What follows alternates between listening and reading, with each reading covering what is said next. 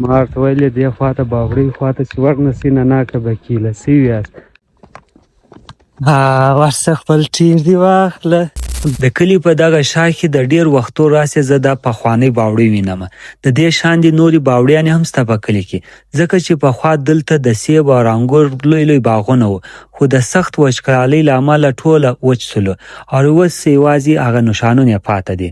همدلته مې ماشومان ولیدلو چې د دې باوړۍ ترڅنګ یې لوبې کولې.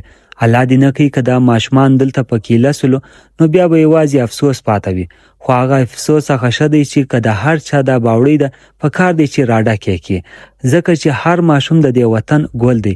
دا پر موږ لازم دی چې د هر ماشوم فکر وکړو. دلته بازۍ کول. ما ورته ویلې دې خواته باوړۍ خواته چې ورنسئ نناکه به کیله سوي یاست.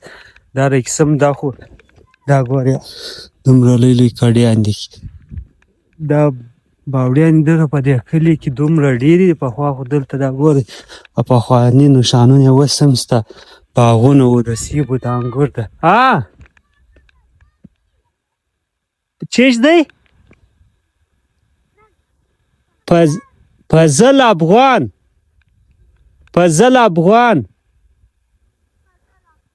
افغان ورسره وایست. ما ته وایه ماما ستا نوم فضل دی، زه ورته فضل افغان دی. نو دا رقسم بیخي ډېرې باوړیانې دي چې هغه خلکو زمینداریانې وچې شوې، وطن باندې خوشحالي راغله، نو باوړیانې له اوسه ولاړې دي. ډېر ماشومان هم کیله سوي دي. نو داسې ده که د هر چا د په کار دی بنده دی کې.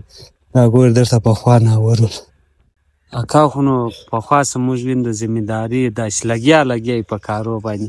ته راته وکړه د خپل پلار څه پر دې هم کارونه کړي د پلار د وختو کیسې راته وکړه. بچپن اوسې کې رالګیا راوړه چې وچل. ته چا زوی ای پیسې زوی دی ستا ورور دی؟ پلار خو دې پرون برشور کې هلته مې ویل دی.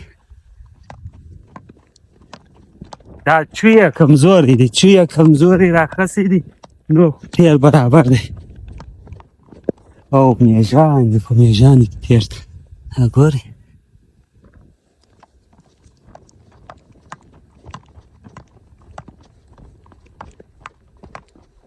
ورڅه خپل ټیر دې واخله.